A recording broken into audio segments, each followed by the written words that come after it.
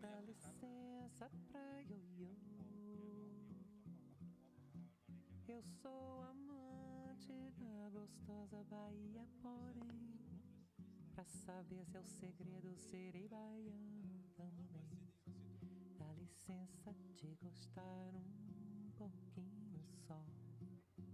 A Bahia eu não vou partendo. Arrêtez la musique. On arrête la musique.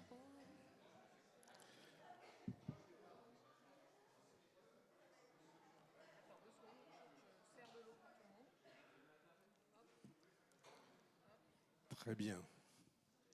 Ah, je vois qu'il y en a qui sont venus en vélo. C'est bien. Moi, je suis venu à pied. Il faut dire que j'habite à Danube et pas loin, hein, donc c'est normal. Bonjour, mesdames et messieurs, les élus communaux, pour certains intercommunaux. Ce forum des élus donne une occasion précieuse de vous rassembler, vous, les élus du territoire, pour un temps d'échange et de réflexion. C'est pour nous un moment très important.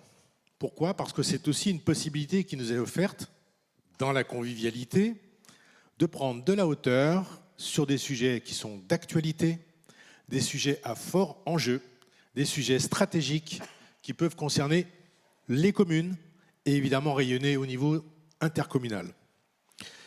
Nous avons souhaité conserver un format identique à la première édition, pour ceux qui étaient là, qui s'est tenue en octobre 2022, avec une première partie collective sous un format conférence et des échanges. Je vous prends un petit peu la main là-dessus, mais ce n'est pas grave, je vous laisserai tout à l'heure. Et puis une seconde partie sous forme d'atelier, vous aurez l'occasion d'en avoir les détails. Nous conclurons évidemment cette matinée par un petit buffet déjeunatoire, pour ceux qui peuvent rester avec nous, qui nous permettra là encore de poursuivre nos discussions de manière extrêmement conviviale. Voilà, je vous souhaite une bonne matinée, riche en échanges et en découvertes. Bonjour à toutes et à tous, je suis Anne-Sophie Asselin et je serai la co-animatrice de cette matinée avec Céline Ferriol qui est juste ici. Moi, j'ai une première question, Monsieur le Président, c'est pourquoi avoir choisi ce sujet de la transition pour cette matinée ? La transition. Alors en effet, c'est une thématique un peu générale, mais l'actualité quotidienne relate de dysfonctionnements extrêmement importants de notre environnement. Le climat qui surprend nos convictions, la démographie qui galope dans le monde, un écosystème qui devient fragile, des comportements qui se transforment, notamment avec les nouvelles générations. Il s'agit là d'une vraie problématique. En même temps, la 3CM et les communes doivent construire l'avenir du territoire. Un avenir dont, visiblement, les règles du jeu vont changer. La transition écologique, la transition énergétique sont deux fondamentales de notre projet de territoire. À notre petite échelle, nous avons donc la responsabilité d'entraîner nos populations à devenir plus vertueux avec des gestes simples, non coûteux par principe et adaptés à nos capacités. Ce n'est pas une idéologie politique, qu'on s'entende bien, ce n'est pas non plus une attitude de bon élève non plus, ce sont des automatismes qui s'inscrivent dans nos actions au bénéfice de nos populations. Est-ce qu'il y a une approche spécifique à la 3CM sur ce sujet, sur la transition ? L'approche, elle est simple. Imaginez que la 3CM puisse penser que le prix et la production d'énergie ne soient pas un sujet. Imaginez que la 3CM puisse promouvoir un quoi qu'il en coûte pour les nouveaux aménagements des zones économiques. Imaginez encore que la 3CM ne souhaite pas s'occuper de la mobilité de nos habitants, parce que finalement, la voiture, c'est le moyen le plus simple pour se rendre d'un point à l'autre, et c'est le plus important, et c'est le plus libertin pour se déplacer. Imaginez encore que la ressource en eau ne soit pas un problème. Finalement, elle est abondante sur notre territoire, elle passe en second plan de notre stratégie, et c'est possible, contrairement à d'autres régions qui vivent la pénurie. Pourquoi investir et dépenser aujourd'hui ce qui pourrait être fait demain ? Voilà. Vous avez la réponse. Notre approche générale est d'anticiper ce qui sera nos défis de demain et le faire dès aujourd'hui, pour que nos successeurs n'en assument pas notre héritage. Merci. Et puis du coup, vous avez choisi de zoomer sur 3 sujets ce matin: l'eau, les biodéchets et les énergies renouvelables. Et je vous propose qu'on file tout de suite sur les questions d'eau. Merci Anne-Sophie, merci Président. Alors juste, je vais représenter donc les personnes qui sont autour de la table. Alors bien sûr, Philippe Guillot-Vigneault, Président, merci. Christian Gouverneur, Vice-président à l'Environnement. Et Monsieur Favreau, vous vous occupez en particulier des déchets, qui est aussi une question qui est très importante au niveau de l'environnement. Alors on va commencer sur la question de l'eau. Tout le monde m'entend bien? C'est tout bon? Ok. Monsieur le Gouverneur, donc l'eau que nous buvons, là, celle-ci, à Dagneux, on est bien branché sur le même réseau. D'où vient-elle? Eh bien, bonjour à tous déjà. Eh bien, l'eau que nous buvons donc sur notre territoire, en fait, ça dépend où on se trouve. Si on se retrouve à Belligneux, elle vient du puits de Channes. Si on se trouve à Pizay, elle vient du puits de Pizay. Si elle vient de Sainte-Croix, effectivement, il y a aussi un puits qui est là-bas. Sur les autres communes, sur Balance, sur Dagneux, sur La Boisse, sur Montluel, sur Bressolles, La Boisse c'est seulement en partie, elle vient de l'unité de production de Ballan, un puits de captage qui est situé au sud de la commune. La Boisse a aussi des sources qui lui permettent de remplir son réservoir. Voilà brièvement ce que je peux dire sur la quantité, sur la Niévrose, qui est aussi qui est alimenté par le syndicat Niévrose. C'est un syndicat à part. Voilà ce que je peux dire sur l'eau, sur d'où vient l'eau. Merci, je viens de la goûter, elle est très bonne. Elle est bonne? Ouais. C'est bien. C'est pas mal. Depuis quelque temps, on entend de plus en plus parler de risque de pénurie, il ne faut pas se leurrer. Et y a-t-il un risque sur la 3CM du coup? Alors effectivement, il y a un risque de raréfaction de l'eau, et notamment sur le plateau. Sur le plateau, sur les puits de Pizay, de Sainte-Croix et de La Boisse, cette eau est issue des nappes des cailloutis de la Dombes. On sait maintenant que cette nappe est déficitaire.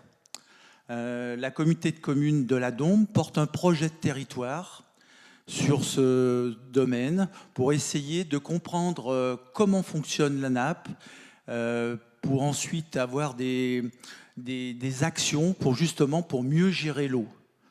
C'est réellement une problématique sur le territoire sur le périmètre justement de cette nappe du cailloutis de la Dombe. Il faut savoir qu'il y a des communes comme Villard-des-Dombes par exemple, qui étaient alimentées avant par le puits de Montieux.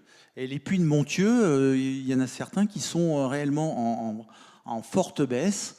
Et grâce à des interconnexions, Villars, par exemple, est alimenté par une partie de la Saône. Donc c'est réellement une grosse problématique, puisque cette nappe des cailloutis de la Dombe est déficitaire et à terme peut apporter évidemment des déficits. On se rappelle des événements de 2020, juillet 2020, où à Pizay, il a fallu apporter des camions justement pour compléter l'eau qui était puisée dans le puits. La préfète et le département s'est saisi aussi de ce sujet. Elle porte depuis le début de l'année une réflexion avec tous les acteurs, avec tous les élus, pour essayer de comprendre et pour essayer d'apporter des solutions.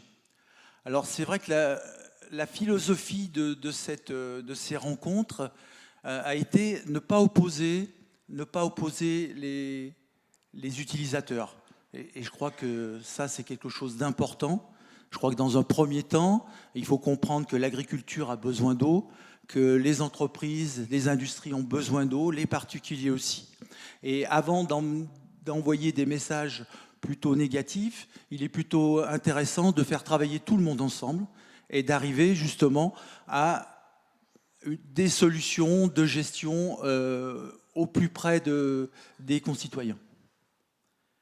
Je voudrais dire aussi que sur la 3CM, on a des interconnexions avec le SIEPEL, le syndicat intercommunal d'eau potable de l'Est lyonnais, qui permet de pallier justement à d'éventuels manques d'eau. Et le SIE de Tignes-Niévrose a aussi cette interconnexion. Voilà en quelques mots ce que je peux vous dire sur cette nappe et sur la précarité, je pense, dans les années futures. D'accord, donc on comprend, on le connaît tous, ces épisodes de sécheresse couplés à de fortes chaleurs qui arrivent depuis plusieurs années et de plus en plus tôt dans l'année, on va dire. Quel est l'impact aussi sur le monde agricole? Puisqu'il y a un impact bien sûr sur les particuliers, mais le monde agricole est particulièrement touché. Oui, le monde agricole est particulièrement touché. C'est vrai qu'en 2022, là vous pouvez voir justement sur une des slides, les alertes renforcées sur Dombes Sud, sur Plaine de l'Ain. Il est vrai que l'agriculture a été très fortement impactée. Dans certaines parties, donc, elle ne pouvait arroser que la nuit. À un certain moment, c'était que le week-end. Et c'est vrai que le monde agricole a été impacté fortement. Les productions ont subi, bien sûr, des manques, des déficits. Ça a été très compliqué. Je crois qu'il y a quelques agriculteurs dans l'Assemblée qui pourraient en témoigner. Ça a été un sujet important. Ça a été un sujet et qui perdure, puisque à l'heure actuelle, on est toujours en situation de crise sur l'ensemble de notre territoire, depuis fin août 2023. Et il est vrai que, en plus, l'agriculture, c'est quelque chose qui se voit. L'arrosage de l'agriculture, c'est quelque chose qui se voit, donc et qui impacte fortement les avis de nos concitoyens et qui nous disent pourquoi ils arrosent eux. C'est un secteur économique important. Et c'est vrai, comme je vous le disais tout à l'heure à l'instant, ne pas opposer les utilisateurs, c'est quelque chose de fondamental à mon avis. Et il faut trouver des solutions, il faut comprendre et il faut arriver justement à une meilleure gestion de l'eau. Merci. Et justement, pour mieux comprendre ce que fait la 3CM pour la gestion de l'eau, est-ce que vous pourriez un petit peu rentrer dans le détail du cycle de l'eau, justement, nous l'expliquer? Oui, je crois qu'on a un film. Un film pour ça, alors, déjà dans un premier temps. Alors, on va demander de lancer ce film. Voilà.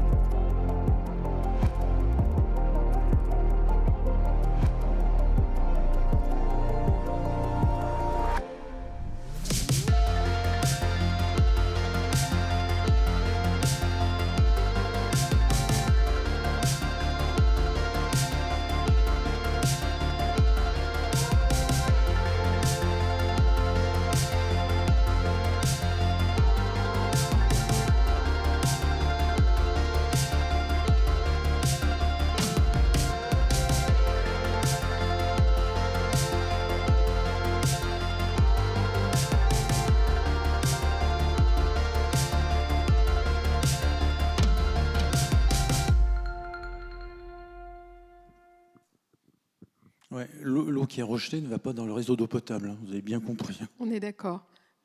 Je précise que cette vidéo est un peu longue, mais elle a été faite pour les habitants, pour le grand public. Et c'est pour ça qu'elle est émaillée de petits conseils. Hein. Vous pouvez en parler peut-être, monsieur le gouverneur? Moi, je la trouve très intéressante. Hein. Le grand cycle de l'eau, c'est à la fois l'eau potable, mais c'est aussi l'assainissement. C'est tout aussi important que l'assainissement soit bien traité. Hein, il est clair. Moi, je trouve que ça amène évidemment beaucoup d'informations, beaucoup de conseils.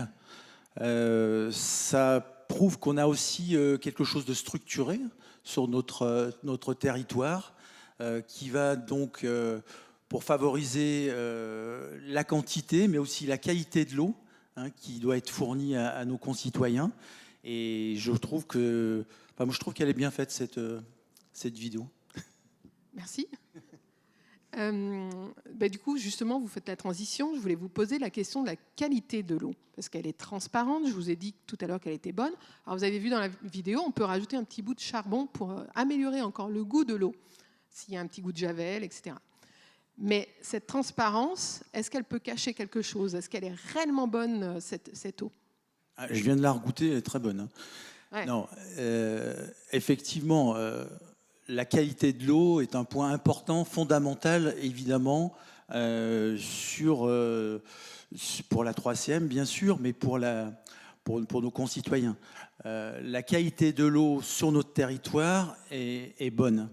Elle est conforme, hein, elle répond aux exigences du Code de la sécurité sanitaire, c'est clair. Elle est évidemment potable du fait qu'elle correspond à tout cela. Sur les ressources de ballons, par exemple, si entre 2010 et 2020, on a pu connaître quelques dépassements en nitrate ou en résidus de pesticides tels que l'atrazine, cela a disparu, bien que au niveau des nitrates, il y a une légère tendance à remonter, mais rien d'alarmant. Hein, il est clair qu'elle est bonne. Bon, effectivement, on peut sentir le chlore à un moment donné, mais ce chlore se dissout, s'évapore, et c'est vrai que c'est plutôt du côté bactéries qu'il faut voir les choses. Sur les nappes des cailloutis de la Dombe qui alimentent Pizay, Sainte-Croix et la Boisse, effectivement, on a eu des alertes à un moment donné sur le S-métallochlore et particulièrement sur l'ESA-métallochlore, qui est une métabolite, hein, c'est un résidu de pesticides, hein, de la molécule. Cette molécule avait été classée pertinente. Ça veut dire qu'en fait, elle avait été mise sous surveillance de façon à savoir si, justement, il y avait des risques sanitaires pour les habitants et pour, justement, cette consommation en eau de tous les jours. Depuis quelques mois, elle a été classée par l'ANSES, hein, l'Agence nationale de sécurité de l'alimentation, non pertinente, c'est-à-dire qui ne traduit pas de difficultés, ne traduit pas de conséquences sur la santé. Donc cela veut dire qu'à l'heure actuelle, notre eau est conforme, elle est de qualité, elle répond à toutes les exigences qui peuvent être demandées. Ce S-métallochlore, on le retrouve encore, hein, mais il est classé, comme je vous ai dit, non pertinent. Et la valeur maximum qui est donnée, c'est 500 microgrammes par litre. Et 500 microgrammes par litre, ça correspond à la consommation d'un homme de 2 litres par jour toute sa vie, pour qu'il y ait des conséquences sur sa santé. Donc, honnêtement, je pense que nous avons de l'eau de qualité. Nous surveillons, bien sûr, hein, tout cela. Vous avez vu tout à l'heure sur la slide le nombre d'analyses qui sont faites. Hein.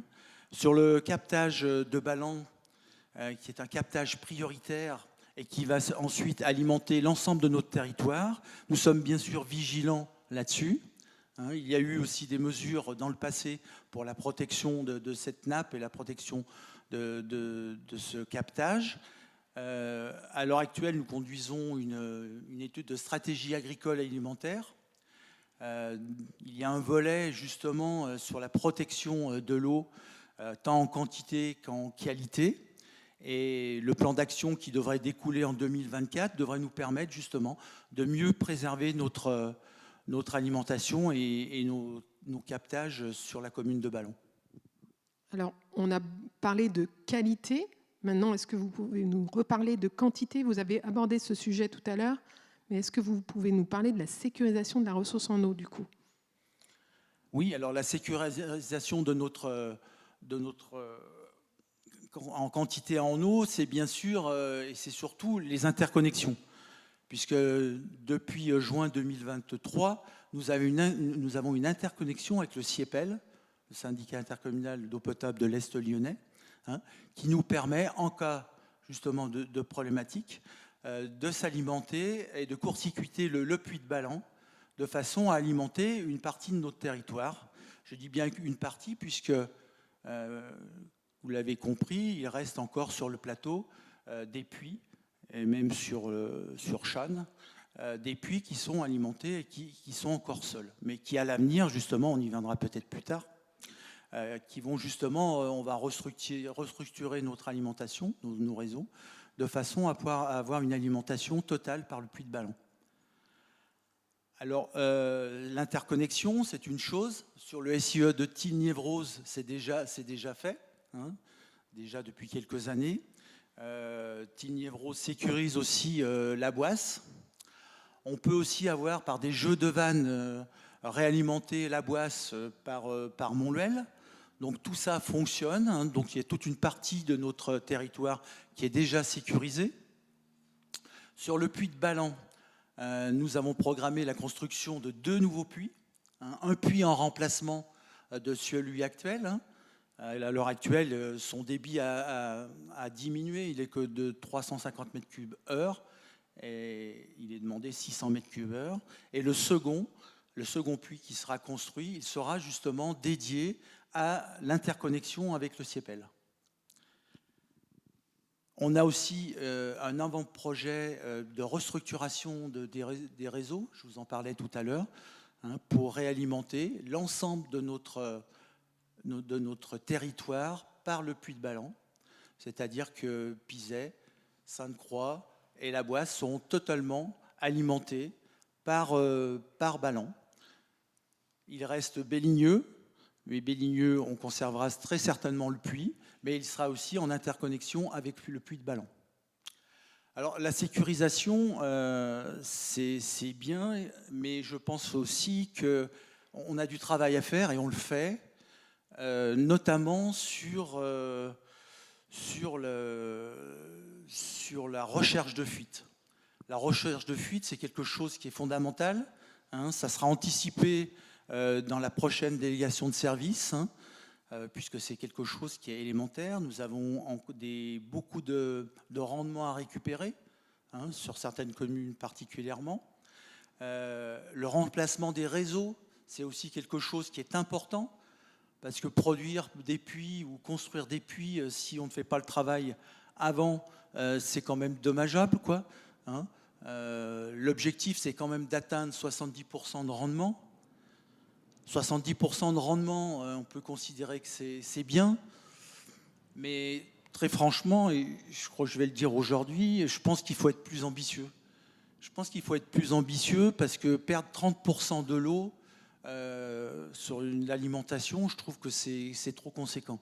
Alors, on peut supposer que le comptage ne sont pas forcément bons, qu'il y ait d'autres choses, mais je pense qu'il faut être plus ambitieux et je pense qu'à l'avenir, Président, je pense qu'il faudrait aller, tendre vers les 80%. Nous y travaillons. Je pense que la délégation de service public de l'eau potable va nous permettre d'aller dans ce sens. Et c'est un élément important, je crois, qu'il faut mettre en exergue, parce que réduire les fuites, c'est élémentaire. Donc on comprend que la 3CM fait tout pour préserver la ressource en eau, mais bien entendu, elle dépend du contexte. Et le contexte, on sait que c'est celui du changement climatique. Pourquoi eau et climat sont intrinsèquement liés comme ça? Alors, je crois qu'on ne peut plus nier le fait que le climat change. Hein. J'ai vu récemment qu'on produisait du vin en Suède maintenant. Donc, il est clair que le climat change. On a moins de pluviométrie. Il fait de plus en plus chaud, particulièrement l'été, mais aussi au printemps. Et comme on le voit aujourd'hui, on est en fin septembre, pratiquement début octobre. On a encore des températures estivales. Le changement climatique fait augmenter les consommations, bien sûr. Il est clair que même si on est en septembre, toute la période d'irrigation agricole a été beaucoup plus importante que d'habitude, puisqu'il faut amener plus d'eau pour des cultures, justement, qui en demandent aussi. Alors les agriculteurs ont commencé à changer un petit peu leur type de culture. On a vu déjà beaucoup plus de blé, c'est-à-dire des productions de printemps plutôt que des productions estivales. C'est clair. Néanmoins, ça reste un gros problème parce qu'on a aussi moins de pluviométrie, beaucoup moins de pluviométrie. Et quand il pleut, c'est vraiment des gros épisodes, et des épisodes où l'eau ne s'infiltre pas et où l'eau va directement dans la rivière. Et là aussi, on a un travail important à faire, c'est sur l'infiltration, c'est sur la réintégration de haies dans notre paysage agricole, c'est la retenue justement de cette eau qui tombe malheureusement pas assez maintenant, mais on a un vrai travail à faire en concertation avec les agriculteurs pour justement retenir cette eau et qu'elle puisse profiter, qu'elle soit infiltrée et qu'elle puisse ensuite profiter à notre territoire, mais pas que, bien sûr. Alors, pour conclure sur le sujet, est-ce que vous pouvez nous parler justement des tendances à venir, notamment des chiffres? Oui, alors on va se retourner vers le support. Là, effectivement, vous voyez, on a l'évolution du débit du Rhône entre 60 et 2020, plus une prospective à 2055. Alors très honnêtement, c'est pas très encourageant quand on voit les chiffres. Jusqu'à maintenant, vous voyez, sur le bassin versant du Rhône, il fait plus chaud, plus 1,8 degré, et plus sec que dans les années 60. À l'échelle du bassin versant, les précipitations annuelles n'ont pas significativement évolué sur la période de 1960 à 2020. Mais la quantité de neige a baissé de l'ordre de 10%. Le Rhône s'est réchauffé de 2,2 degrés au nord et 4,5 au sud. C'est réellement un chiffre important. La baisse des débits moyens du Rhône en période d'étiage, moins 7% sortie du lac Léman et moins 13% à son embouchure. Il est vrai que c'est l'agence de l'eau que j'entendais récemment dire qu'à horizon 2050, on risque de perdre 30 à 40% du débit du Rhône en période estivale. Et ça, c'est réellement un gros problème, puisque l'alimentation de nos nappes est aussi alimentée par justement les nappes du Rhône. Pour 2055, on annonce une augmentation de 2,5%, 20 à 40% de précipitations neigeuses en montagne seulement, plus 1% en moyenne induit par le réchauffement de l'air, baisse des débits d'étiage de 20% en moyenne à l'aval du fleuve. Bon, 20%, c'est plutôt optimiste, mais les chiffres, on est plutôt à 30%. Donc vous voyez, c'est quelque chose qui semble induit, qui semble malheureusement inéluctable. Et je crois qu'il est nécessaire d'anticiper, il est nécessaire de trouver des solutions, d'avancer malheureusement ce scénario, parce que le scénario a l'air d'être bien entamé et on a du travail. Merci, Monsieur le Gouverneur. Président. Je crois que, merci Christian, tu as été très exhaustif. C'est un peu le stress hydrique. Stress hydrique, mais pas que. Mais en effet, c'est un point essentiel. Je crois que vous avez compris que tous ces enjeux, on est aussi sensible à tout ça. On le prend évidemment très au sérieux et je pense que la démonstration a été faite. Vous aurez l'occasion tout à l'heure de vous exprimer sur ce thème de l'eau. Mais vous avez compris que pour nous, c'est aussi un élément important parce que de de ces actions dépend notre avenir futur. Voilà, donc c'est important, tant pour le milieu agricole, mais aussi pour nos habitants, nos citoyens, parce que pour eux aussi, le risque de pénurie, la difficulté qu'ils peuvent avoir dans les années à venir est importante. Voilà ce que je voulais terminer pour conclure. Il y a un autre sujet dans le cadre de la transition qui est très important, c'est la question des déchets. Je vais demander à Cyril Meunier, directeur déchets de la 3CM, de nous rejoindre. Non, on m'entend pas bien? Ah pardon, excusez-moi. Alors, Monsieur Meunier, est-ce que vous pouvez nous faire un portrait de territoire sur la gestion des déchets avec les chiffres principaux qui ressortent sur la 3CM? Oui, donc bonjour. Donc oui, je vais vous commenter un petit peu là, une belle infographie un petit peu de la gestion des déchets. Là, on est sur des tonnages, hein, ça permet de se rendre compte un petit peu. Donc, on a les chiffres de la déchetterie. Ça, c'est les chiffres 2022, donc environ 7600 tonnes de déchets collectés à la déchetterie. Dedans, il y a des déchets des ménages, mais aussi des déchets des artisans, des professionnels. Les ordures ménagères, 4607 tonnes. 4607 tonnes collectées par les agents de la 3CM. Le tri, emballage et papier, 955 tonnes. D'accord, ça c'est les chiffres, toujours chiffres 2022. Le verre, 820 tonnes. On peut passer, je pense, au slide suivant. Alors, ça, c'est une autre représentation. Voilà, on voit les ordures ménagères, le tri, le verre, la déchetterie. Et là, en fait, on a des kilos par habitant. Donc, vous voyez, sur les ordures ménagères, environ 183 kilos. Les emballages et le papier, environ 40 kilos par habitant. Le verre, 32 kilos. Et la déchetterie, environ 300 kilos. Qu'est-ce qui s'est passé, en fait, en début d'année? Une nouvelle organisation.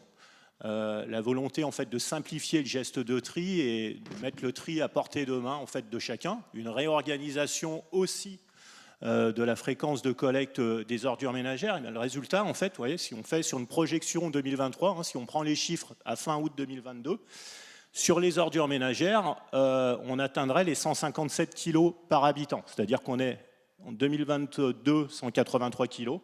Et on passerait à 157 kg par habitant, soit une diminution de 14,2%. On devrait même être une diminution encore plus forte. Si on reprend le chiffre du slide précédent, on était à 4607 tonnes d'ordures ménagères, de poubelles grises. On devrait être, sur la projection actuelle, à 3900 tonnes, donc une diminution sans précédent sur le territoire.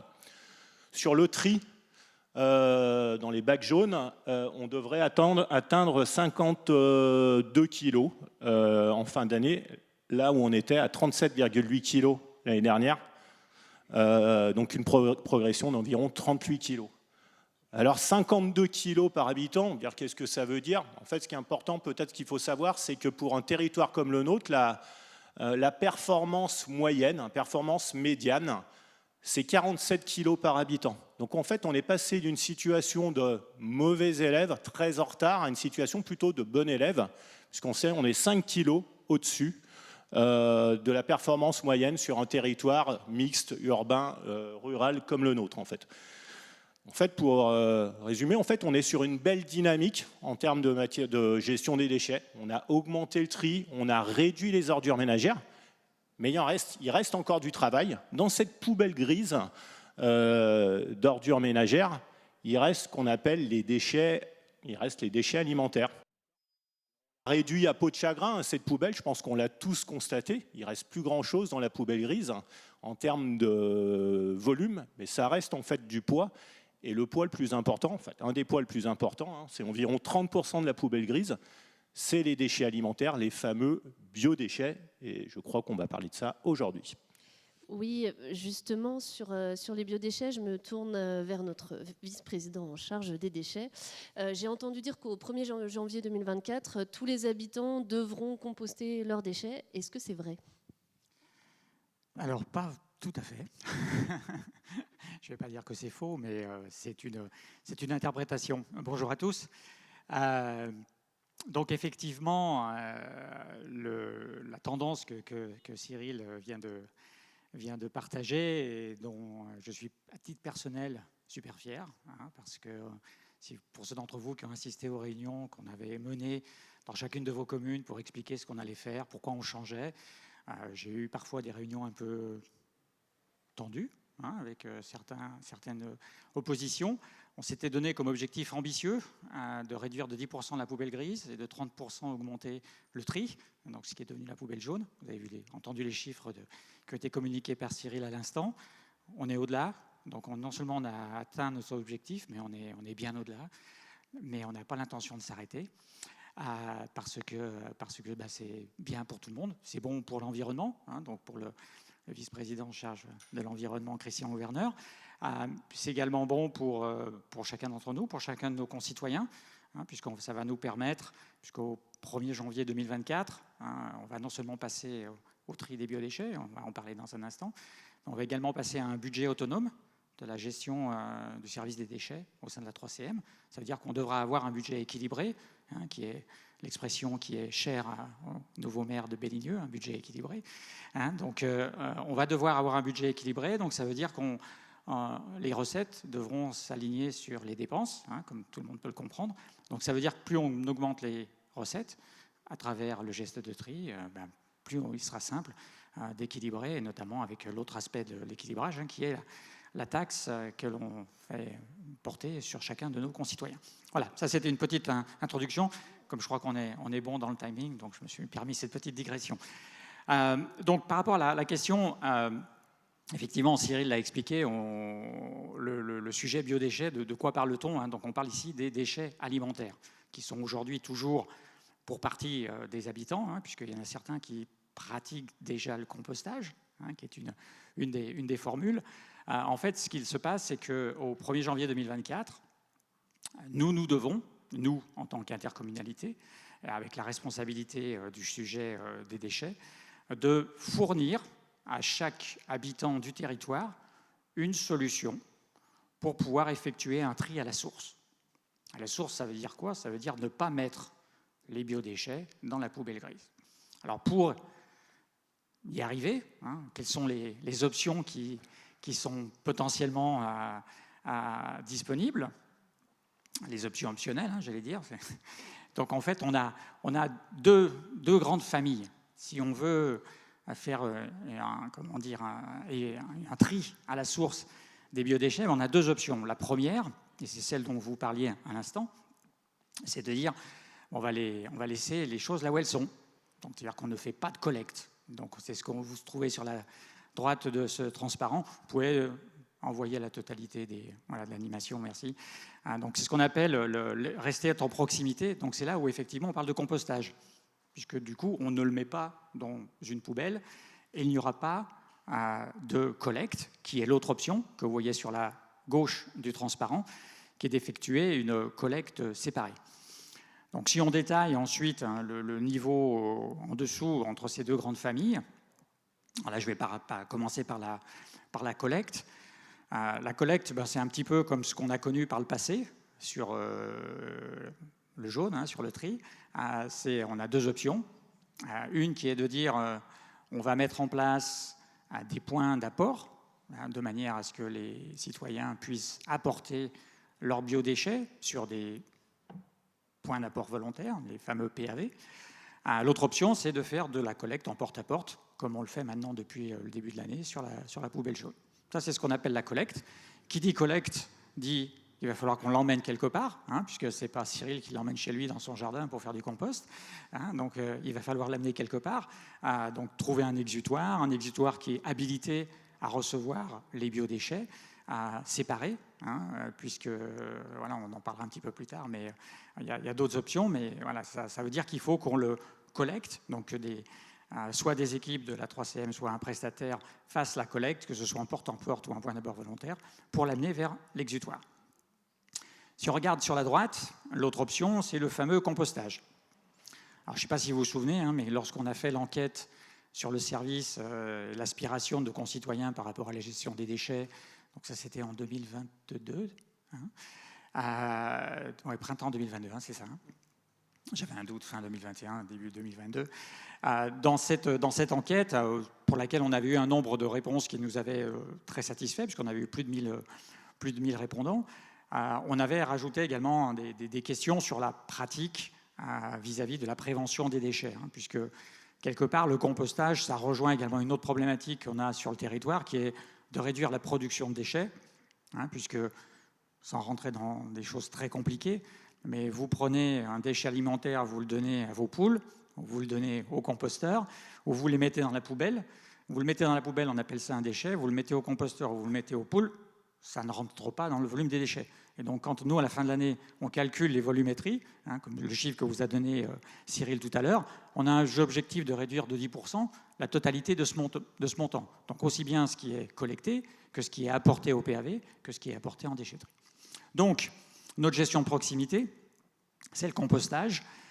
Et donc, pour finir sur l'enquête, on avait eu, parmi les répondants, on avait une question qui était: êtes-vous aujourd'hui équipé d'un composteur? Et il y avait eu une stat, une statistique à peu près de 50% des gens qui étaient dotés. Alors, je crois que c'était 50% de ceux qui habitaient, qui avaient répondu, voilà, qui avaient dit oui, je suis déjà doté d'un composteur individuel. Donc, c'est ce que vous voyez en haut à droite, le compostage individuel. C'est chacun d'entre nous qui peut, sur son terrain, sur son espace privé, mettre en place un composteur et à la fois produire du compost pour son jardin, pour ceux qui ont un jardin.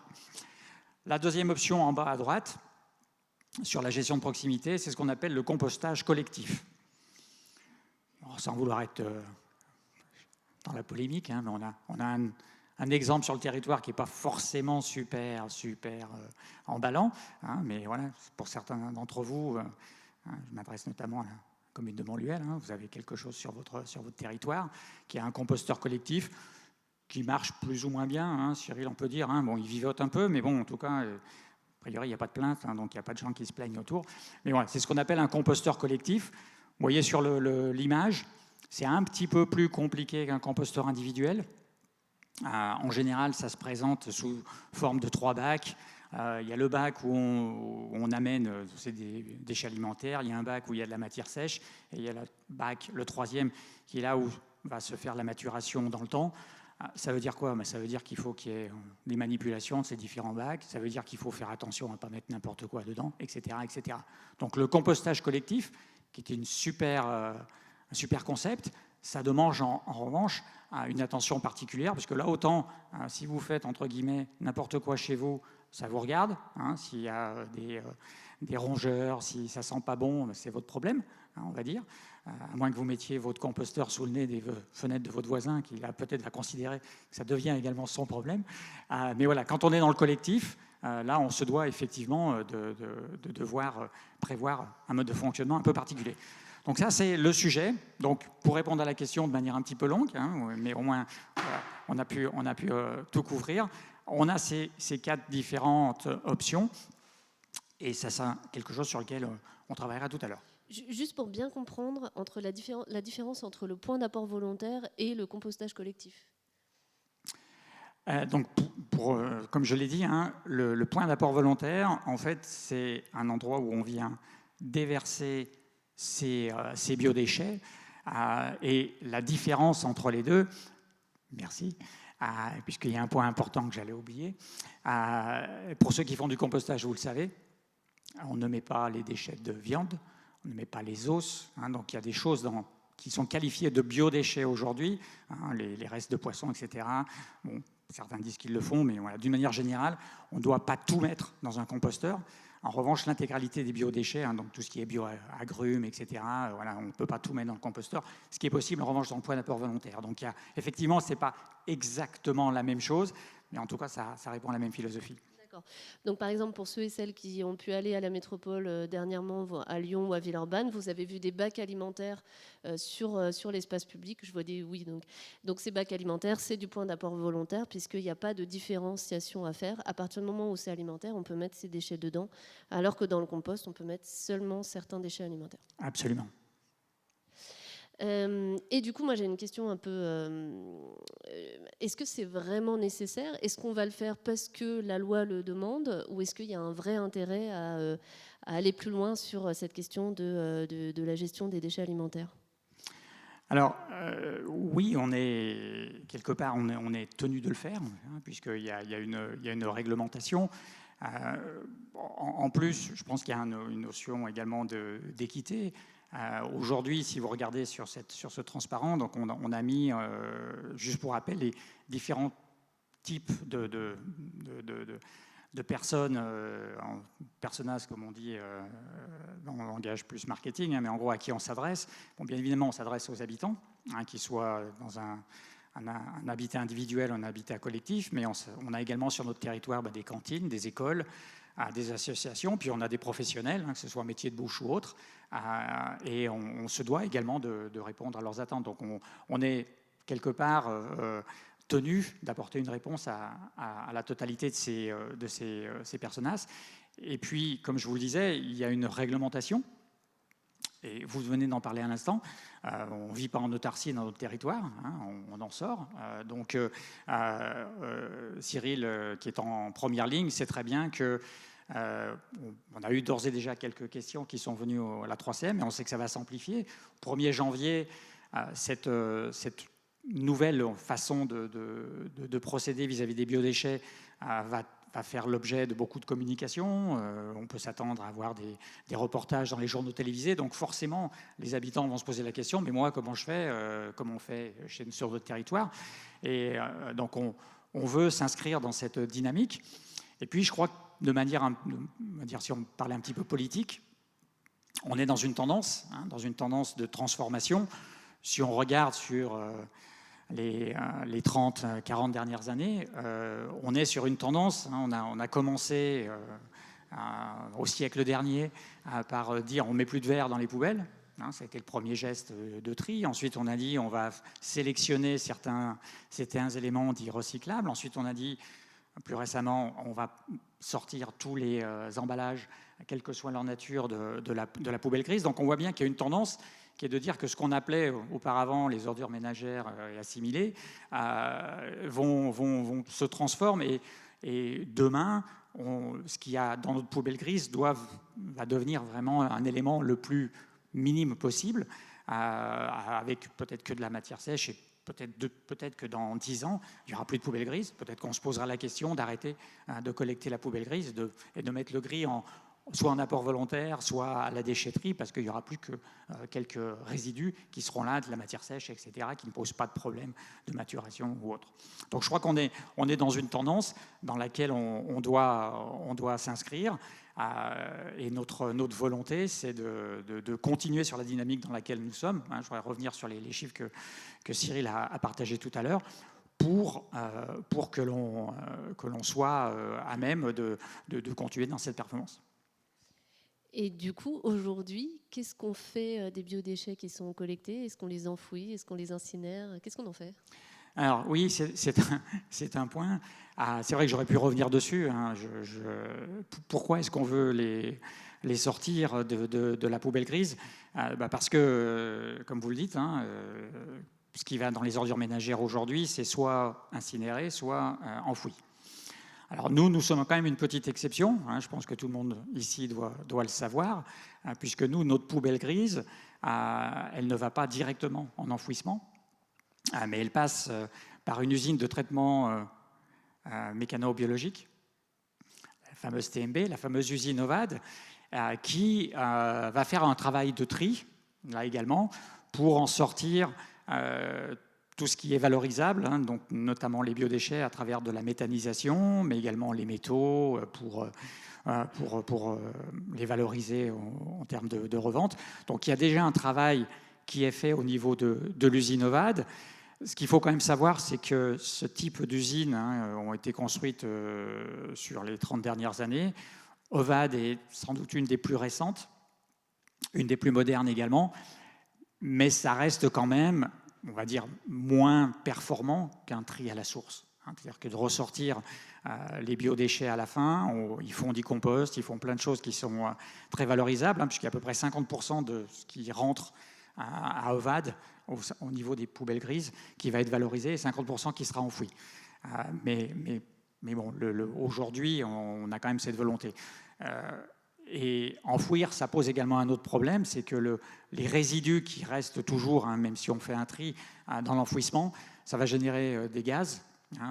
Lorsque tout ça s'est enfoui, ça contribue à l'empreinte carbone également. Donc c'est pour ça que, quelque part, le législateur a dit on ne veut plus enfouir, et d'un autre côté, on ne veut pas non plus brûler, parce que brûler des biodéchets, quelque part, c'est brûler de l'énergie. Enfin, c'est un petit peu hallucinant.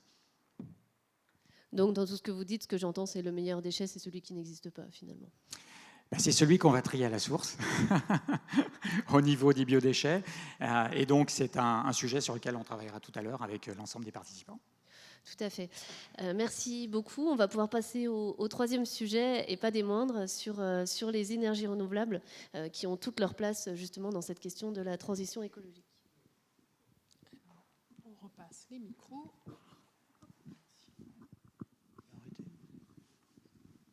Merci beaucoup. Alors, peut-être me permettre juste de faire un petit mot de conclusion. Merci Jean-Philippe, c'était précis. Merci Cyril. Vous avez compris qu'on est quand même sur des enjeux à grande vitesse. Toutes les transformations dont tu viens de parler ont été faites de façon extrêmement rapide, et l'adaptation de toutes ces situations va faire que nous ne sommes pas seuls pour le faire.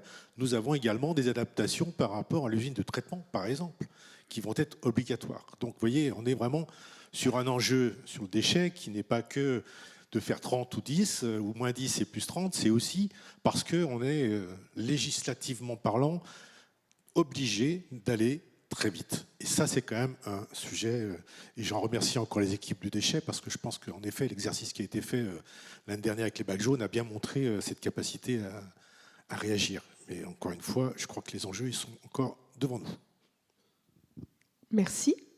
Alors donc on parle maintenant des énergies renouvelables avec Monsieur le Gouverneur à nouveau. Pour qu'on parte sur des bases communes, déjà, on va prendre les choses à l'envers. Pourriez-vous nous éclairer, qu'est-ce que c'est qu'une énergie non renouvelable?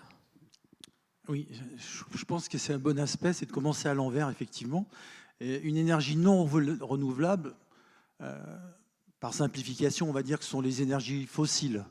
Ce sont les énergies qui sont soit dans le sol, soit comme le gaz, le pétrole, et beaucoup d'autres choses. Ce sont des énergies non renouvelables, c'est-à-dire qu'à terme, elles vont manquer. Et le pétrole, le gaz, il faut quelques millions d'années pour justement refaire le stock. Ce sont des énergies qui polluent. Elles amènent des gaz à effet de serre, contrairement aux énergies renouvelables qui, elles, ne polluent pas ou presque pas. Il ne faut pas non plus être trop limitant. Ces énergies renouvelables, justement, c'est le vent, c'est le soleil, c'est la chaleur de la terre, c'est les marées, c'est les chutes d'eau. Tout ça, ce sont des énergies renouvelables qui, dans le temps, perdurent et qui permettent justement d'avoir une empreinte écologique beaucoup moins importante, et notamment sur les productions de gaz à effet de serre. Merci. Et du coup, quelles sont les énergies renouvelables déjà développées sur le territoire de la 3CM? Alors sur le territoire de la 3CM, principalement, nous avons, alors, vous avez vu sur les slides de l'hydraulique. On n'a pas beaucoup de choses sur l'hydraulique, effectivement, mais sur la 3CM, en fait, on développe par le biais de notre stratégie Objectif Nouvelle Énergie, plutôt le photovoltaïque, qui est une priorité et qui justement est demandé et qui est plutôt quelque chose qui est relativement facile à faire. On aurait pu faire un schéma directeur classique pour identifier justement tout ça, mais il a été plutôt convenu qu'on avait besoin de rapidité, d'immédiateté, de pragmatisme, et que aller directement vers le photovoltaïque, ça serait certainement plus pertinent et plus rapide. Il a été proposé donc à l'ensemble des communes d'identifier sur leur territoire justement le potentiel de ces énergies photovoltaïques afin à la fois de les quantifier, de les mesurer et justement ensuite de pouvoir produire une étude. Je vous rappelle qu'il y a une étude qui a été qui est financée par la 3CM, et de façon à pouvoir aller plus vite dans notre schéma, parce qu'on le voit chez le particulier, ça va très vite. Il y a beaucoup d'opérateurs qui, justement, enclenchent, et c'est facile, hein, il suffit de dire oui, et demain, sur votre toit, vous avez donc des panneaux. Mais sur le domaine public, c'est déjà beaucoup plus long, plus difficile à concrétiser. Et sur le côté photovoltaïque, la 3CM a décidé justement de mettre plus le paquet de façon à avancer, puisqu'on a un fort potentiel, hein, je pense qu'on va peut-être le voir sur les slides suivantes du support. L'objectif pour 2030, c'est la part d'énergie renouvelable ENR, pas que photovoltaïque, mais pratiquement, devra représenter 14%.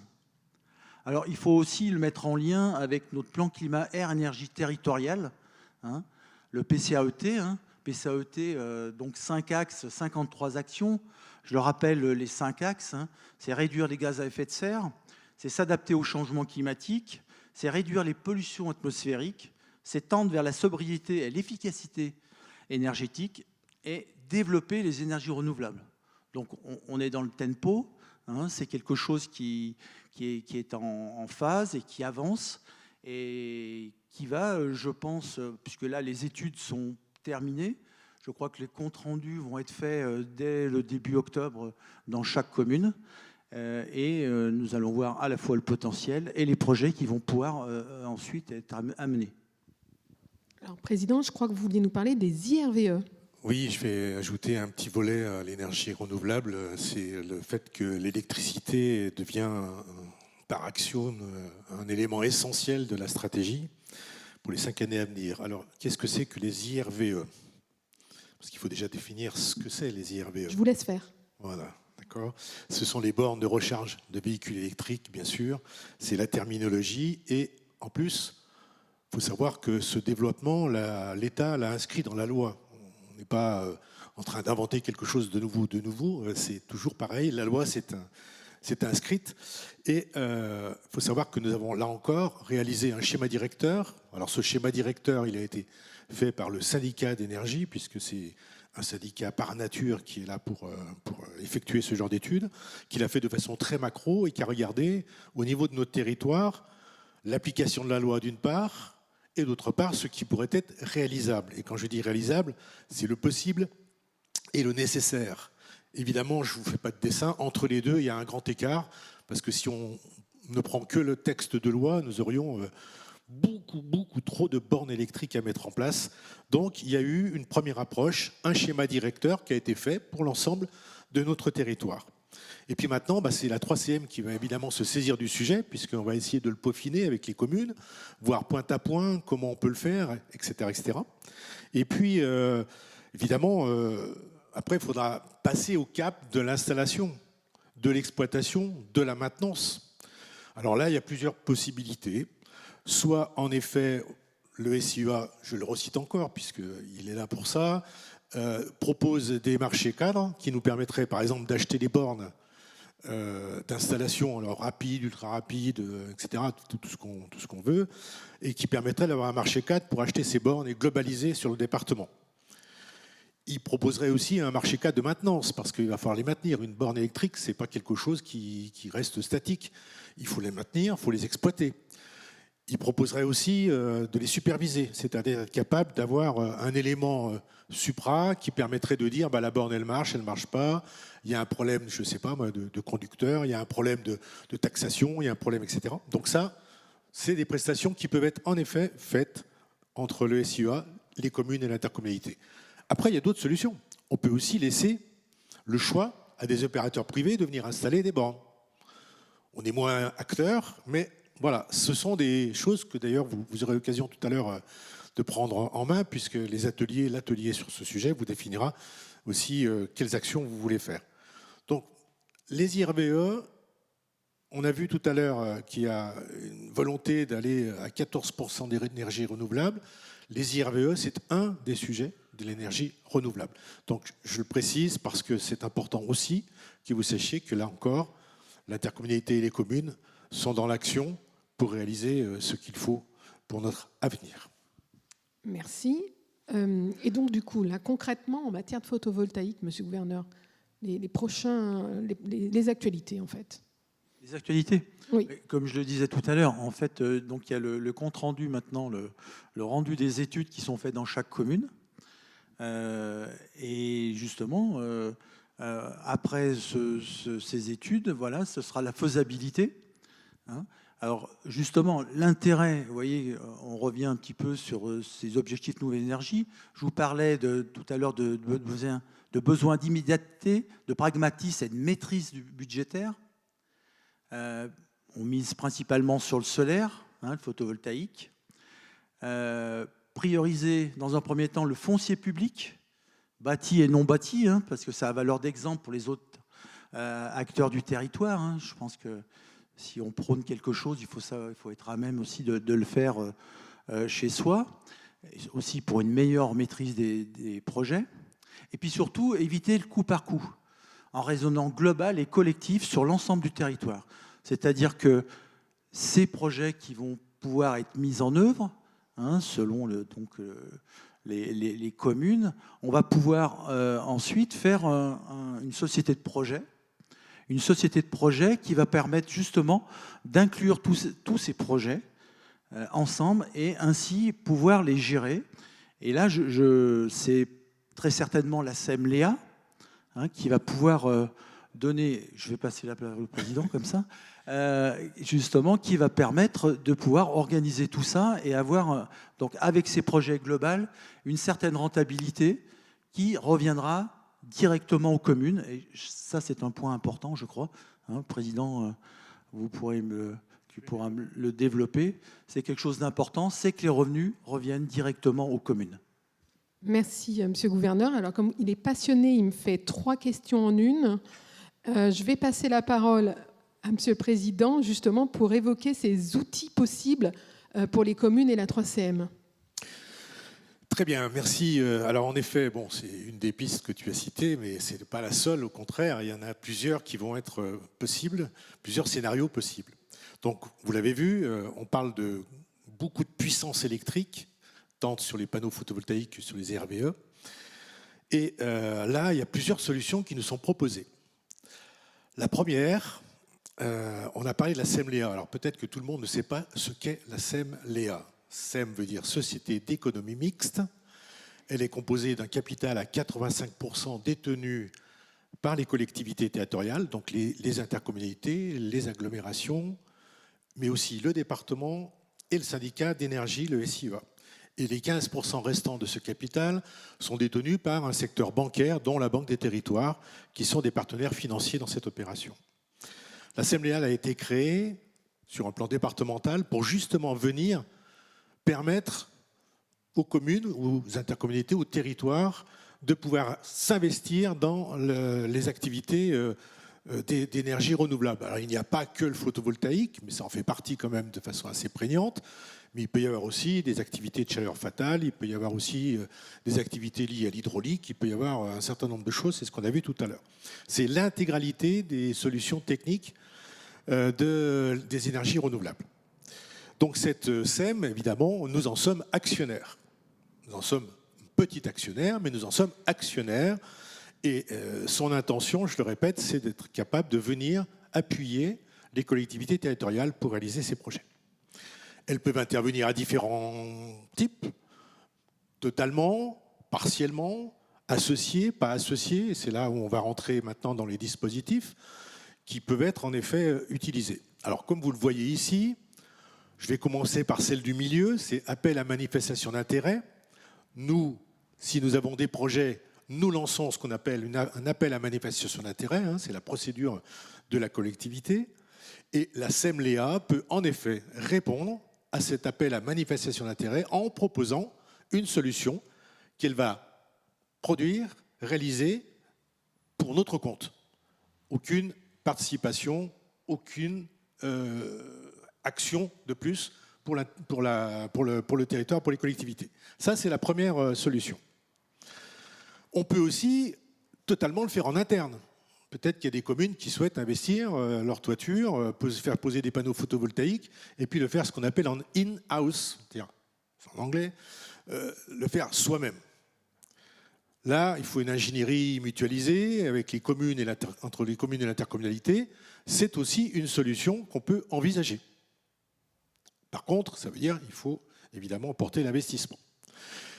Le troisième et dernier choix qui est proposé, c'est celui qui est complètement à gauche, je sais jamais, oui, c'est à gauche de votre écran, c'est la création de cette fameuse société de projet. Alors c'est quoi une société de projet ?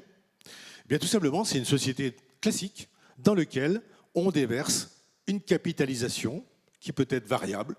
On peut y mettre petit, gros, on peut y associer l'Assemblea comme porteur de capital, et ça permet d'avoir quelque chose qui s'exploite. Alors, ça veut dire qu'aussi, on va participer à la vie de ces installations photovoltaïques notamment, ou de ces installations de chez Chaleur Fatale ou autres. On est dans une société, et ça permet d'avoir, à un moment donné, des dividendes et permettre de faire des ressources supplémentaires. Voilà les trois schémas. Premier, on confie tout à l'Assemblea ou à un autre, ça peut être aussi un autre opérateur, on a aussi le droit de lâcher et puis de dire, bah tiens, allez, la société, je ne vais pas dire non, c'est interdit, mais la société XX, elle me propose sur mon toit de me mettre des trucs gratuits, elle me propose un loyer de... Vous avez le droit. La seule petite différence, si vous le faites avec l'Assemblea ou si vous le faites avec un privé pur et dur, c'est que le privé a le droit de revendre son activité, que l'Assemblea est une société d'économie mixte détenue par les collectivités. Donc jamais le capital de cette société et donc ce que vous avez installé sur vos toitures n'iront un jour se vendre à des Chinois, des Koweïtiens ou je ne sais quoi, placés dans des fonds de pension, etc. C'est un peu la différence, je tiens à le souligner parce que c'est pour ça qu'on a fait cet outil-là. Cet outil a été fait vraiment pour ça. On peut, on vous l'a dit, le faire en interne, c'est un choix, ça veut dire qu'il va falloir mettre des sous sur la table, ou on peut le faire au travers d'une société de projet dans lequel on peut associer un industriel, un XX, mais par contre le XX, on le pilote, on le contrôle. C'est-à-dire qu'il ne peut pas faire tout seul, puisque nous avons une minorité bloquante dans le cadre de cette société de projet. Voilà ce que je voulais vous dire, très rapidement, les choix qui sont là. Donc aujourd'hui, en effet, on a fait un recensement des potentialités des communes et de l'intercommunalité. Pour essayer d'avoir un gros paquet, il va falloir qu'on se définisse. Qu'est-ce qu'on fait? Est-ce que chacun fait sa vie? Est-ce qu'on lance un appel à manifestation d'intérêt dont l'Assemblea peut se saisir, ou un autre opérateur? Ou est-ce qu'on crée une société de projet qui permettra d'abriter l'ensemble de ces projets? Ce sera l'enjeu des ateliers qui vont se suivre derrière, si j'ai bien compris. Voilà, j'espère que j'ai été clair sur les sujets. Alors moi j'ai encore plein de questions, mais ça sera pour une autre fois. Non, t'inquiète pas. Donc tu ouvres le champ des possibles sur cette question de l'énergie, et je pense que donc on va avoir des ateliers que Anne-Sophie a préparés avec les services, et on va pouvoir vraiment réfléchir ensemble sur ces trois questions de l'eau, des déchets et de l'énergie. Anne-Sophie, je te passe la parole pour expliquer tout ça. Merci beaucoup et merci à nos intervenants. Moi, j'ai une petite question avant qu'on passe aux ateliers. Qui était déjà là au premier forum d'octobre 2022 ? Ok, bon, ça ne va pas trop vous étonner du coup sur la suite. Donc l'idée, c'est de vous faire travailler sur les trois thématiques, donc l'une après l'autre, parce qu'il y a déjà pas mal de choses à faire par thématique. Le premier sujet, c'est l'eau. On vous a déjà mis les supports sur la table. Alors, je rappelle juste quelques éléments. On vous a préparé des supports, mais l'objectif, c'est évidemment que vous travaillez sur le fond. Ce ne sont que des outils. On va passer entre les tables. Si jamais vous avez des questions techniques, vous avez des personnes qui sont là, donc n'hésitez pas à lever la main ou à nous demander de venir. Et l'idée, en fait, sur l'eau, ça va être important. Le travail que vous allez faire, c'est de se dire, on vous a proposé quelques actions. Voilà, sur lesquelles on a pu réfléchir. Et on se demande ce que vous en pensez. Est-ce que pour vous, elles sont intéressantes, pas intéressantes? Est-ce qu'il ne faut pas les mettre en place sur la 3CM? Et si elles sont intéressantes, est-ce qu'elles font partie des actions prioritaires à mettre en œuvre? Mais on a pu tout à fait oublier plein d'actions. Et donc, du coup, on vous a préparé des petites cartes vierges où vous pouvez évidemment compléter avec toutes les propositions que vous souhaitez. Et donc, vous pouvez faire des propositions communes. Si jamais vous n'êtes pas d'accord entre vous, c'est tout à fait possible. C'est comme je le disais, comme les repas de famille le dimanche, ça peut arriver qu'on ne soit pas d'accord et pour autant on se retrouve le dimanche d'après. Donc c'est pas grave, vous pouvez les noter, ces propositions, et dire qu'elles ont fait dissensus. Au contraire, ça nous permet aussi de réfléchir ensemble et tout ne peut pas être dans le consensus. Voilà sur la première partie de l'information. Très bien. On a un petit peu d'avance. Est-ce qu'avant de passer aux ateliers, alors sur la question de l'eau, mais également sur les 3 sujets qui ont été abordés, donc à savoir eau, biodéchets, énergie renouvelable, par rapport à la présentation qui vous a été faite, est-ce que vous avez des questions, des remarques, des interventions ? Ça peut être le moment avant de passer à la partie atelier. Est-ce que tout était clair ? Est-ce que vous avez des questions ? Des suggestions ? Des informations ? Moi, j'en ai une. Ah, il y a une question. Oui, bonjour, Aurore Samier, moi je suis élue à Montluel. Moi j'ai été surprise en fait de la partie déchets, le volume de déchets à la déchetterie. Alors je ne sais pas où est Cyril, elle a perdu, voilà. Finalement, il y a plus de la moitié, c'est les 300 kilos par habitant qui va directement à la déchetterie. On fait quelque chose là-dessus ou est-ce que c'est pas grave parce que c'est valorisable ? Alors, effectivement, il vaut mieux que ça soit la déchetterie que dans la poubelle grise. Déjà, c'est une première chose. Ça, c'est bien. La déchetterie, il faut se rappeler historiquement pourquoi on a fait ça, les déchetteries. C'était pour éviter des dépôts sauvages dans tous les virages. C'était ça, les déchetteries, dans les années 90. C'est pour ça que ça existe. Aujourd'hui, tout est recyclé, valorisé à la déchetterie, sauf les bennes non recyclées. On les appelle comme ça, encombrants, en fait, qui vont au centre d'enfouissement. Néanmoins, en fait, ça a été dit, ça a été évoqué un moment, trier, c'est bien, et c'est ce qu'on essaye de faire. On a essayé de faire en sorte que ce qui était dans les ordures ménagères et qui était recyclable retourne en fait dans les centres de recyclage. Tout à l'heure, quand on a dit plus 40% d'augmentation, je vais vous donner une image, vous voyez les bennes à la déchetterie, 30 mètres cubes, et en fait, à la fin de l'année, on aura envoyé 200 bennes comme ça, vous avez visualisé 200 bennes d'emballage de bouteilles plastiques, de canettes qui auparavant finissaient dans le centre d'enfouissement, qui vont aller en fait dans le recyclage. Donc ça, c'est l'aspect tri. Mais effectivement, la priorité, c'est la réduction des déchets. Et donc, on ne s'en satisfait pas. On souhaite effectivement qu'il y ait moins de déchets qui viennent à la déchetterie, mais en même temps, on préfère qu'ils soient à la déchetterie qu'ailleurs. Mais c'est pour ça qu'il y a le PLPDMA, le plan de réduction des déchets, à la déchetterie. Très concrètement, vous savez qu'il y a des zones de réemploi. Il y a très peu de déchetteries où il y a une donnerie, où il y a un préau des matériaux. Aujourd'hui, ça fonctionne en fait. Mais en fait, on souhaite aller beaucoup plus loin là-dedans. Et vous allez voir des choses d'ici la fin de l'année, en fait, par rapport à ça.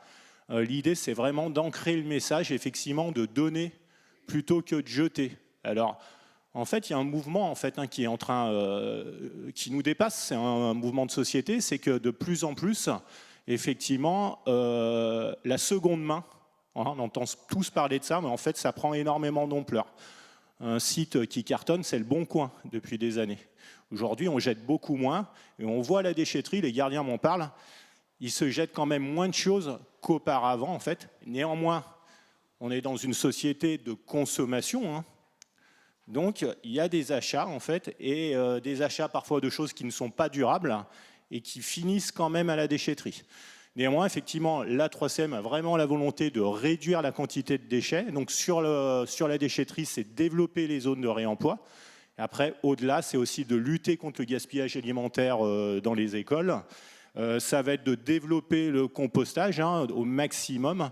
Donc il y a vraiment la volonté effectivement de réduire les déchets, pas seulement de les trier, mais de les réduire à la source, sachant que la collectivité se trouve en aval et qu'en amont, les entreprises doivent aussi prendre leurs responsabilités et elles ont de plus en plus de contraintes aussi par rapport à ça.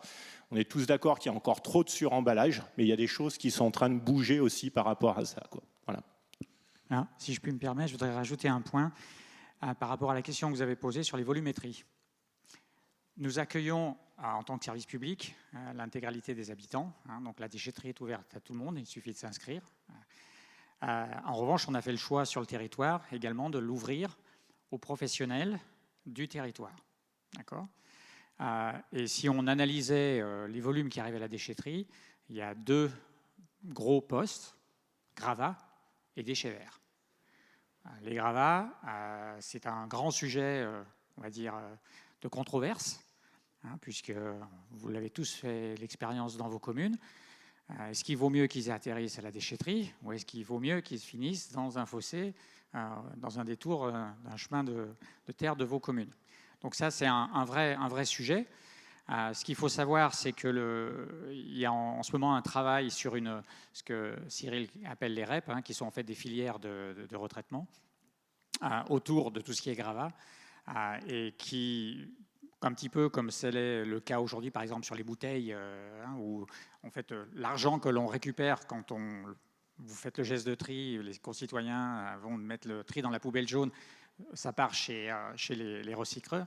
Nous, on récupère de l'argent à travers un organisme qui s'appelle Citeo, qui en fait, lui, prélève auprès du producteur de l'aliment qui est emballé dans cette fameuse bouteille. Donc c'est cette chaîne, en fait, c'est en gros la logique producteur-pollueur qui paye le service pour récupérer, entre guillemets, ces emballages. Donc il y a la même chose qui est en train de se mettre en place au niveau des matériaux. Donc il faut imaginer que demain, un Gédimat, par exemple, sur la commune ici, fera payer, quand vous allez acheter un sac de ci, un sac de ça, une quote-part qui derrière permettra de financer cette partie retraitement. L'autre sujet sont les déchets verts. Là, on est plus sur du perso, enfin entre guillemets sur de l'habitat individuel, on est moins sur les professionnels, encore que on a 1 ou 2 gros apporteurs sur le territoire. Et là, politiquement, pour nous, c'est parfois un petit peu tendu, Président, de savoir jusqu'où on peut tolérer, entre guillemets, les professionnels, parce qu'amener chez un professionnel de la déchetterie, ça a un certain prix. L'amener chez nous, c'est rien. Donc voilà, donc il y a quelques acteurs économiques qui ont tendance un peu à exploiter ce filon pour eux. Ceci dit, il y a un autre sujet que vous avez peut-être lu dans les journaux, la fameuse pelouse. Je ne sais pas si vous avez fait attention, mais le Grand Bourg, l'agglomération, donc Bourg-en-Bresse et toutes les communes autour, ont décidé de ne plus accepter les déchets de tonte dans les déchetteries. Ça pèse lourd. Ça pèse lourd. Ce n'est pas forcément de la pollution en tant que telle, mais ça pèse lourd en tout cas dans nos entrées. Les végétaux également. Donc voilà. Donc ça, c'est également un autre poste sur lequel on réfléchit.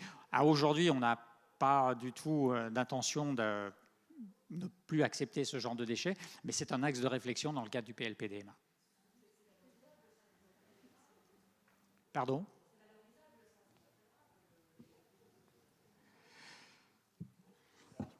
Oui, du coup, vous voyez, c'est le paradoxe que vous disiez tout à l'heure. Finalement, pour vous, si c'est recyclable, c'est moins grave. Nous, on souhaite, même si c'est recyclable, le mieux, c'est quand même d'éviter en fait que ça devienne un déchet. En fait, voilà.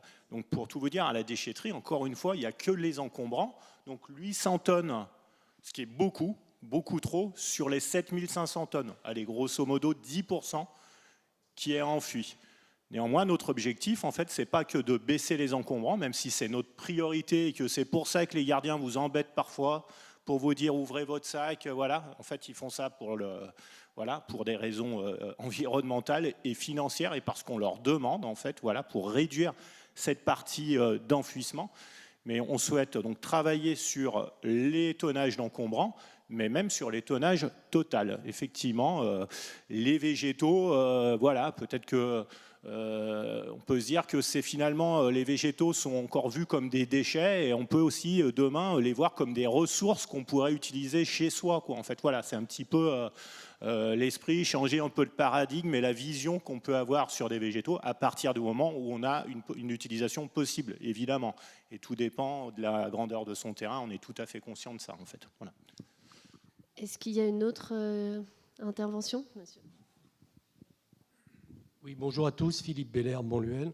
Alors écoutez, moi sur les déchets, j'ai une interrogation, c'est les déchets alimentaires. J'ai bien entendu tout ce qui s'est dit. Je suis assez réservé sur le sujet d'ailleurs, personnellement, et Jean-Philippe le sait parce que j'ai eu l'occasion, et le président également, j'ai eu l'occasion d'intervenir en conseil communautaire ou dans d'autres réunions. Le déchet aliment, alors le déchet vert, les épluchures, pour faire simple, c'est très facile pour celui qui a une maison individuelle. La pelouse, c'est très facile pour quelqu'un qui a une maison individuelle. Moi, je ne la mets plus à la déchetterie, c'est sûr, je la mets dans mes haies. J'utilise tout ce que je peux passer, tout ce que je peux briser, tout ça, ça part dans les haies, donc il n'y a pas de problème. Mon souci, moi, c'est, et ça arrivera, enfin, ça impliquera une autre question qui arrivera tout de suite derrière, c'est on fait le jaune. Le jaune, c'est exceptionnel. On n'a quasiment plus de gris. Hein, on n'a plus de déchets gris. La difficulté, c'est que les résidus d'épluchure, ça passe sans problème. Les résidus, malheureusement, alimentaires, là, il y a de plus en plus de difficultés. Alors, j'ai entendu effectivement qu'il y avait un projet qui a été mis en place sur Montluel. Donc, c'est une commune apparemment avant-gardiste puisqu'elle a la possibilité d'avoir ce triple traitement, puisqu'en fait, il faut passer d'un bac, un premier bac, un deuxième bac pour arriver au troisième bac. C'est là-dessus où je suis extrêmement réservé parce que j'imagine mal quelque chose qui puisse se transformer en porte-à-porte. J'y crois pas trop. Et moi, ce qui m'inquiète, c'est les poubelles grises qui petit à petit disparaissent. Et je reste sur une réunion qu'on a eue il y a 10 jours au sujet d'Ovade. Et là, dès lors qu'il n'y aura plus de poubelles grises, j'aimerais savoir comment Ovade va fonctionner. Voilà. Ce n'est pas une question, c'est une série de questions, oui. Philippe. Et puis, il y a encore une dernière question sur les déchets, puis après, on fera une dernière salle de réponse. Oui, merci. Vincent Brun, donc commune de Pizet.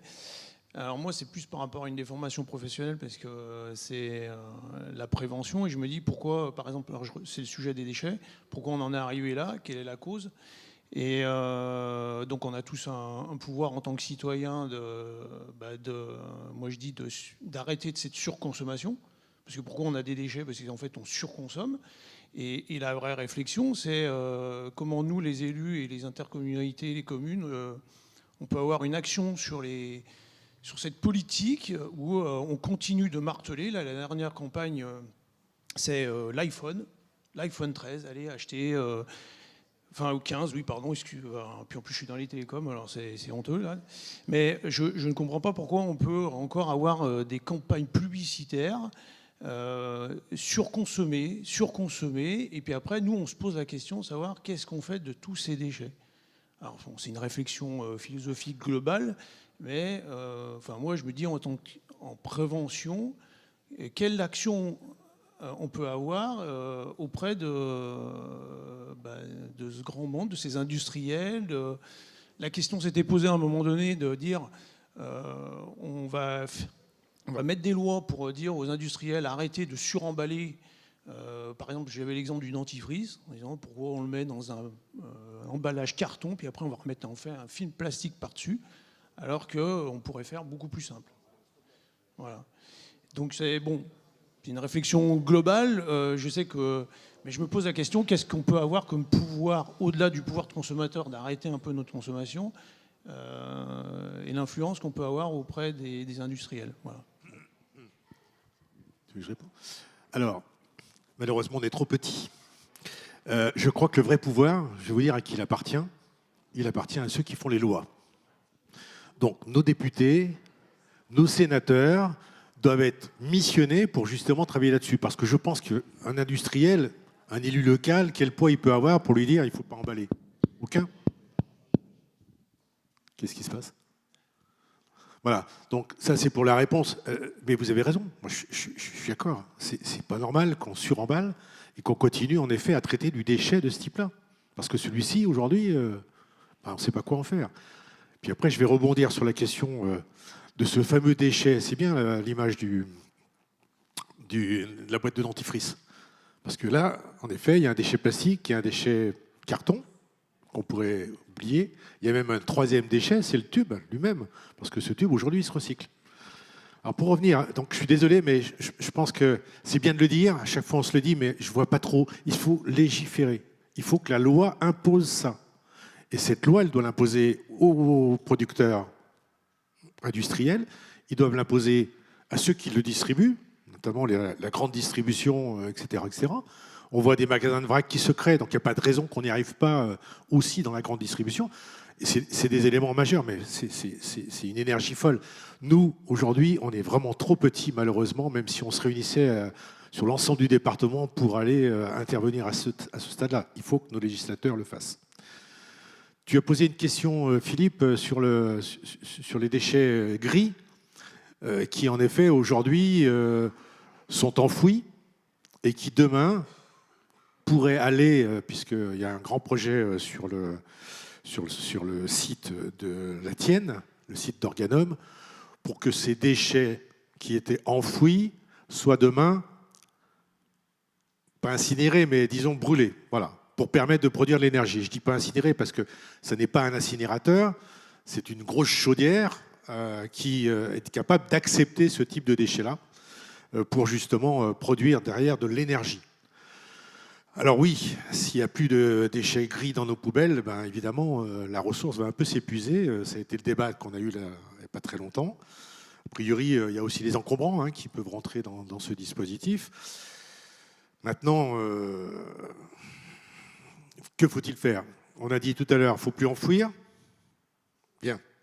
On dit aujourd'hui, ben, faut brûler, il faut s'en servir pour faire l'énergie.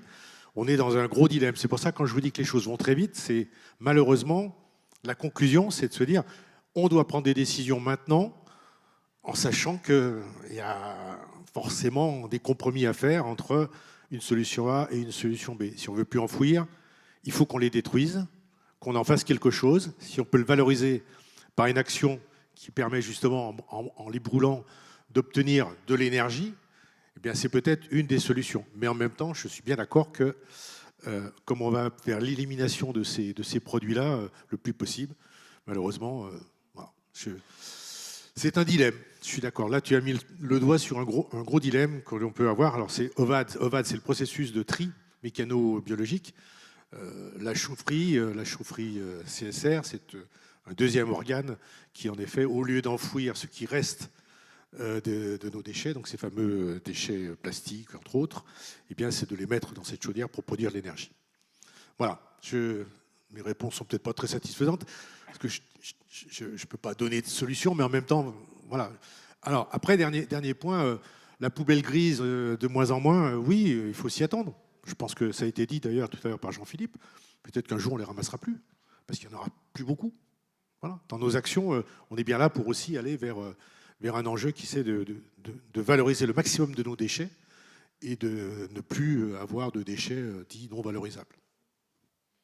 Merci beaucoup pour tous ces apports, tous ces éléments sur ces sujets. On va maintenant pouvoir passer à l'atelier, donc je ne vais pas faire la redite par rapport à ce que je disais tout à l'heure.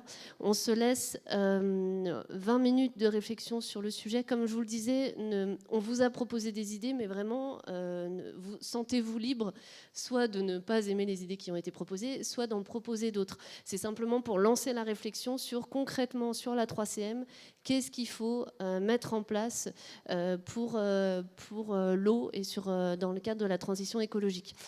On vous laisse 20 minutes, on passe entre les tables et n'hésitez pas si vous avez des questions.